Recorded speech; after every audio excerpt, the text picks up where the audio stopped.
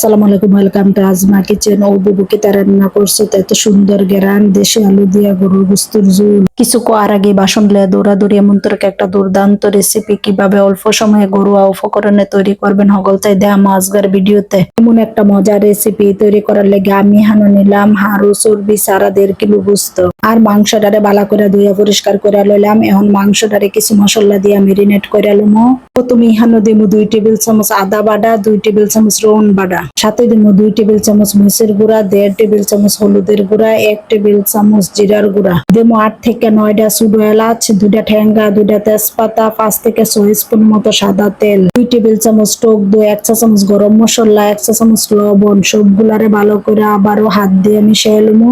মাংসের স্বাদ নির্ভর করবো মাংসের মাখানোর উপর, তাই মাংস যত মাখাইবেন তত এর স্বাদ বাড়বো।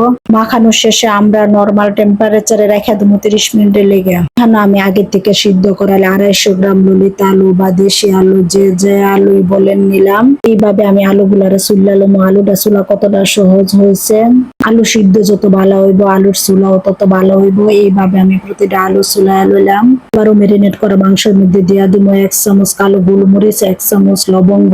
সবগুলারে আবারও ভালো করে মাখাইলাম। মাখানোর শেষে একবারে সোজা জামুকা চুলার মধ্যে এখানে আগে থেকে পেঁয়াজ বেরেস্তা করা একটা হাঁড়ির মধ্যে দিয়া দিব 10 থেকে 12 স্পুন মতো সাদা তেল, লগে দিব 2টা ঠেঙ্গা, 2টা তেজপাতা, 6টা ছোট এলাচ, একটা বড় কালো এলাচ, একটা স্টার মশলা, 1 চা চামচ গোটা জিরা। মশলাগুলারে ততক্ষণে ভাজবো যতক্ষণ এর থেকে সুন্দর একটা ফ্লেভার ছড়া। সাথে দিয়া দিব 1 মুঠো পেঁয়াজ কুচি। পেঁয়াজ গুলারও একদম লাল লাল করে ভাজবো না, হালকা ভাজা হইলে দিয়া দিব মেরিনেট করা মাংসগুলারে লাইটা সেরা মিশিয়ে এলুম 1 থেকে 2 মিনিট। 1 থেকে 2 মিনিট পরে ঢাকনা দিয়া ডাইখা দিব 10 থেকে 15 মিনিটের লেগে। 10 থেকে 15 মিনিট পরে ঢাকনা তুলে আবারও লাইটা সেরা লুমু যাতে মাংসগুলা ডেগের নিচে না লাগে।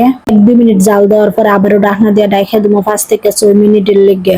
6 মিনিট পরে ঢাকনা তুললে আবার একটু লাইটা সেরা লুমু, সাথে দিয়া দিব 3 থেকে 4টা শুক্কা বাইগনের পেস্ট, দিমু অর্ধেক পেঁয়াজ বেরেস্তা দেওয়া হলে আবারও লাইটা সেরা সবগুলারে মিশিয়ে লুমু। 3 থেকে 4 মিনিট জাল দেওয়ার পরে দেখেন মাংস থেকে কত সুন্দর পানি ছাড়ছে। এখন সাথে দিয়া দিব 1 কাপের মতো গরম পানি দেওয়া হলে সবগুলারে আবারও লাইটা সেরা মিশিয়ে লুমু। মিশানো হয়ে গেলে লগে দিয়া দিব 4 থেকে 5টা আস্তা কাঁচামরিচ। আপনারা আপনাদের পছন্দ অনুযায়ী জালের পরিমাণ দিবেন। এখন আমি দিয়া দিব আগে থেকে ভাজা আলুগুলা দেওয়া হলে আবারও সাথে দিয়া দিব 1 কাপের মতো গরম পানি দেওয়া হলে আবারও লাইটা সেরা সবগুলারে মিশিয়ে লুমু। আলুগুলা আপনারা অবশ্যই ভাজিয়ে দিবেন যাতে স্বাদ ভালো হয়। এখন সাথে দিয়ে দেবো 1 চা চামচ গরম মশলার সাথে দেবো বাকি পেঁয়াজ বেরেস্তা। সবগুলারে আবারও ভালো করে লাড়া ছেড়ে মিশিয়ে লুমু। 2 থেকে 3 মিনিট কুক করার পরে সাথে দিয়ে দেবো অল্প করে হজের পাতা। আবারও দেবো 1 চা চামচ লবণ। আপনারা অবশ্যই লবণের স্বাদ বুঝে দিবেন। দেখতে কতটা সুন্দর লাগতেছে, ফাইন একটা গেরানো ছুটছে। আশা করি ভিডিওটা হগলতেরই ভালো লাগবে। ভিডিওটা ভালো লাগলে বেশি বেশি করে লাইক কমেন্ট শেয়ার করবেন। কিভাবে বাসাতে একবার হইলেও ট্রাই করবেন। ছোট বড় হগলতে পছন্দ করবো। আমার তো আর তোর সইতাছে না, তাই গরম গরম হায়া লইলাম। খাবারটা এতটাই মজার ছিল যে বলে বোঝানোর মতো না।